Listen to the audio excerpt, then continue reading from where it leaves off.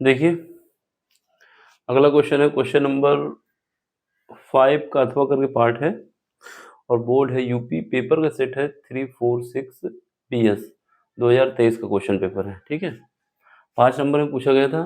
कैसे करना है देखो, यहाँ पर क्या बताया जा रहा है कि एक ही पदार्थ के बने समान द्रव्यमान के दो तार, एक तार ए है एक तार बी है। तो सबसे पहला काम है हमारा तार बना लेना। ठीक है, तो एक तार हम मान लेते हैं ये है, ये इसका क्रॉस सेक्शन एरिया है। ठीक है, इस तार की लंबाई LA है। इसके बाद दूसरा तार बना लेते हैं। दूसरा तार जो है वो मेरा B है। क्या है? ये B तार है। इसकी लंबाई हम मान लेते हैं LB है। ठीक है, इसने बोला है कि तार A का व्यास जो है तार B के व्यास का आधा है। यानी अगर इसका व्यास जो है, इसका जो डायमीटर है, ये डायमीटर है इसका, अगर ये इसका डायमीटर कितना है 2D है। ठीक है, व्यास क्या है 2D है, तो इसका जो व्यास होगा, इस वाले का व्यास वो D होगा। ये बात समझ में आई? अगर इसका डायमीटर, व्यास क्या होता है पूरा इसका सर जो होता है वो सर्किल का व्यास क्या होता है, कोई भी सर्किल हो सेंटर से पास होने वाली लाइन होती है व्यास, ये होता है। तो इसको D से मानते हैं, डायमीटर जिसको कहा जाता है। तो ये 2D है और ये क्या है D है, ऐसा क्वेश्चन पेपर ने बोला है, हम अपनी तरफ से नहीं कह रहे हैं। ठीक है, ये वाला D है और ये वाला 2D है। अब आपसे कह रहा है कि तार A का जो प्रतिरोध है, यानी इसका जो रेजिस्टेंस है RA जो है वो हमारे पास 24 ओम दिया हुआ है।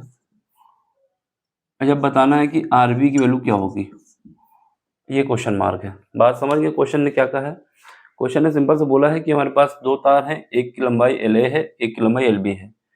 जो तार A है उसका डायमीटर तार B के व्यास के डायमीटर से आधा है। डायमीटर मतलब व्यास का, यानी तार B का जो व्यास है वो तार A के व्यास का दुगना है, ऐसा पेपर ने बोला है। ठीक है, एक बार देख लो फिर से। तार A का व्यास तार B के व्यास का आधा है, जब ये दुगना होगा तभी तो ये आधा होगा। ठीक है, हमारे पास फार्मूला होता है रेजिस्टेंस का। रेजिस्टेंस का R इज इक्वल टू क्या होता है? R इज इक्वल टू होता है rho L by A, rho L by A, ये फार्मूला होता है। यहाँ पर रो जो है प्रतिचालकता है। क्या है? प्रतिचालकता, जो कि कांस्टेंट रहती है। क्यों? क्योंकि इसने बोला है कि जो पदार्थ यूज किए गए हैं समान द्रव्यमान के हैं, इन दोनों का पदार्थ समान द्रव्यमान का है। तो यहाँ पर रो जो है क्या है? कांस्टेंट है। रो क्या है? कांस्टेंट है। जब रो कांस्टेंट है तो हमारे पास R जो है, रेजिस्टेंस जो है वो L और एरिया पे डिपेंड करेगा। तो ये कहानी बन जाएगी। ठीक है, तो यहाँ से हमारे पास क्या आएगा? यहाँ से RA divide by RB is equal to क्या आ जाएगा? LA divide by LB। इसके बाद क्या आएगा? ये ऊपर हो जाएगा AB divide by AA। AA का मतलब है कि हमारे पास ये तार A का एरिया है। तो ये रिलेशन बन गई इक्वेशन नंबर 1। यहाँ से तक बात समझ में आ जानी चाहिए सबको। कहाँ से बना है? क्योंकि यहाँ पर रो जो है कांस्टेंट है, तो ये जो है डायरेक्टली प्रोपोर्शनल होगा L बाई A के। तो यहाँ से हमने बताया RA divide by RB, LA divide by LB, क्योंकि ये नीचे है तो ये ऊपर हो जाएगा LB वाला, AB डिवाइड बाई A। अब इसका कंडीशन दी गई, उसका यूज करो। कोई भी पदार्थ हो उसका वॉल्यूम कभी चेंज नहीं होता। मैं क्या बोल रहा हूँ? कोई सा भी पदार्थ, ये जैसे हमारे पास है, इन दोनों का वॉल्यूम कभी चेंज नहीं होगा। हाँ, व्यास आधा हुआ लेकिन वॉल्यूम चेंज होने वाला नहीं है। जब वॉल्यूम चेंज नहीं होगा तो हमारे पास एक कंडीशन होती है। क्या होती है? कि LA और AA इज इक्वल टू क्या हो जाएगा? LB AB। ये बात समझ में आई? ये क्या है? ये पहले वाले तार का वॉल्यूम है, ये दूसरे वाले तार का वॉल्यूम है। समझ रहे हो ना? ये पहले वाले तार का वॉल्यूम। एरिया को अगर लेंथ से मल्टीप्लाई कर दो तो वॉल्यूम आ जाता है। यहीं पर एरिया को एल से मल्टीप्लाई किया तो वॉल्यूम आ गया। ठीक है, अब यहाँ से हम क्या निकाल सकते हैं? यहाँ से LA डिवाइड बाई LB ये निकाल सकते हो। इसे डिवाइड करने के बाद तो यहाँ से आएगा ए बी और ए ए, ठीक है। अब सुनो, यहाँ पर क्या है, डायमीटर दिया हुआ है, तो सर्किल का एरिया क्या होता है, पाई आर, डायमीटर कितना है, डायमीटर डी है, ठीक है। तो डी है तो इसकी रेडियस कितनी हो जाएगी, यहाँ की जो आर बी हो जाएगा और वो आर बी का स्क्वायर, और नीचे क्या आ जाएगा, पाई आर ए का स्क्वायर, क्योंकि क्रॉस सेक्शन एरिया ये लिया जा रहा है पृष्ठ, है ना।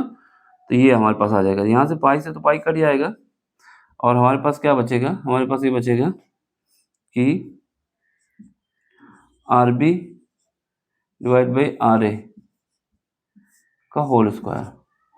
ये बात समझ में आ गई ना सबको। ये कहाँ से आया, ये हमने बताया कि इनका वॉल्यूम चेंज नहीं होगा। जब वॉल्यूम चेंज नहीं होगा, वॉल्यूम मतलब आयतन चेंज नहीं होगा, तो इसका आयतन और इसका आयतन दोनों को हमने बराबर कर दिया। तो यहाँ से कंडीशन निकाल ली कि ये निकल आया। साइड में लिख दो जिससे कोई कंफ्यूजन ना हो। आयतन बराबर होता है, बराबर होगा, जो आयतन को बराबर कर दिया हमने, ठीक है। अब यहाँ से आगे कहानी कि हमारे पास आर ए क्या आएगा और आर बी क्या आएगा। तो जो आर ए आएगा पहले वाले तार के लिए, डायमीटर दिया, डायमीटर का आधा होता है तो डी बाई टू आ जाएगा। आर बी जो आएगा वो क्या होगा, डायमीटर का आधा हो जाएगा यानी टू डी बाई टू होगा, तो ये आ जाएगा डी आ जाएगा, ठीक है। अब हमें वैल्यू पुट करनी है और कुछ नहीं करना है। और इसकी वैल्यू तो हमें पता ही चल जाएगी। यहाँ पर ए बी बाई ए होगा, उसकी जगह पे हम ये लिख सकते हो ना। ये समझ पे गया ना कि जब L A by L B निकाला है तो ए बी बाई ए जो निकल रहा है वो भी तो ये निकल रहा है।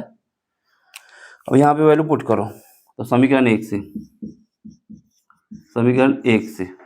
यहाँ से क्या आएगा, आर ए की वैल्यू कितनी है, अभी हम नहीं रखते हैं, आर ए को ऐसे लिख देते हैं, ये आर बी आ जाएगा, ठीक है, इज इक्वल टू यहाँ पर L A by L B कितना निकाला है, ये निकाला है R B by R A, इसका स्क्वायर। इसके बाद क्या है, ए बी बाई ए कितना है, ये भी तो वही निकला है, सेम निकला है ना कंडीशन लगाने के बाद, तो ये भी आ जाएगा, तो सेम आ जाएगा। तो यहाँ से तो स्क्वायर कर दो, यहाँ पे are B by R A इसका स्क्वायर। ये बात समझ में आ गई। क्वेश्चन इंपॉर्टेंट है, 5 नंबर का है, तो ऐसे ही करके आपको दिखाना होगा। मैं बार बार फोकस कर रहा हूँ कि आयतन नहीं चेंज होगा, यानी इसका वॉल्यूम और इसका वॉल्यूम चेंज नहीं होने वाला है, तो उस हिसाब से हमने कंडीशन बना ली है, ठीक है। अब यहाँ से चलो, यहाँ पे हमारे पास जो वैल्यू है रख दो। आर ए की वैल्यू कितनी दी गई है, आर ए की वैल्यू दी गई 24, तो यहाँ पर 24 रख दो, ठीक है। और यहाँ पर क्या होगा, आर बी हमें पता नहीं है, ठीक है। अब देखो ये आर ये स्क्वायर क्या है, आर के पावर 4 हो जाएगा, और आर बी कितना है, आर बी हमारे पास है डी, तो डी लिख दो, ठीक है, डिवाइड बाई यहाँ पे क्या होगा, ये हमारा आर ए है, ये कितना है, आर ए हमारा डी बाई टू है, तो डी बाई टू, इसकी पावर कितना आएगा, 2 ये है 2 ये है, पावर आ जाएगा 4, डी से डी कट जाएगा, 2 ऊपर चला जाएगा, तो कितना आ जाएगा, 2 ऊपर जाएगा, 2 की पावर 4, तो कितना आ जाएगा, 16 आ जाएगा। आया समझ में, 16 आया। अब इसको यहाँ से काटो, यहाँ से काटोगे, अभी यहाँ पे नहीं काटते हैं, एक बार लिख देते हैं, और ये 16 आ गया, ठीक। अब देखो अब यहाँ पे देख लें, यहाँ पे हमारे पास कितना बचा, 24 by R B is equal to, ये कितना आया है, 16, ठीक, ये 16 आया। अब यहाँ से काट दो, काटोगे कितनी बार में जाएगा, यहाँ से 3 बार में जाएगा, यहाँ से 2 बार में जाएगा, तो यहाँ से आर बी की वैल्यू कितनी आ जाएगी, 3/2 ओम, यानी आर बी की वैल्यू हमारे पास आ गई 1.5 ओम। तो हमारा जो रेजिस्टेंस आर बी है दूसरे वाले तार का, वो कितना है, 1.5 ओम। देख लो, मिला लो, कहीं पर भी डाउट हो तो आप पूछ सकते हैं, ठीक है। सिंपल सा क्वेश्चन है, ऐसे ही करना है जैसे हमने आपको कल बताया है। एक बार स्क्रीनशॉट भी ले लो इसका, एक एक स्टेप हमने दिखाया है कहाँ से क्या निकल के आया है, ठीक। कोई हवा में नहीं है, जो वैल्यू आई है सामने आई है। आर बी की वैल्यू डी है, आर ए की वैल्यू क्या है, d/2 है। उसको काट दोगे तो ये 2 ऊपर चला जाएगा, 16 हो जाएगा। फिर उसके बाद 16 से जब काटोगे तो 8 से काटोगे तो 2 बार में कटेगा, 3 बार में कटेगा, तो ये वैल्यू हमारे पास आ जाएगी। ये हमारा आंसर है। समझ में आए तो लाइक शेयर सब्सक्राइब जरूर कर देना। 5 नंबर का क्वेश्चन है, प्रॉपर वे में करके दिखाना होगा तभी पूरे नंबर मिलेंगे, जैसे हमने करके यहाँ पे दिखाया है।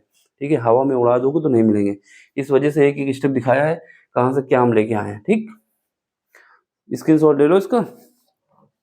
अब समझ में आया तो लाइक शेयर सब्सक्राइब जरूर कर देना। Thank you for watching.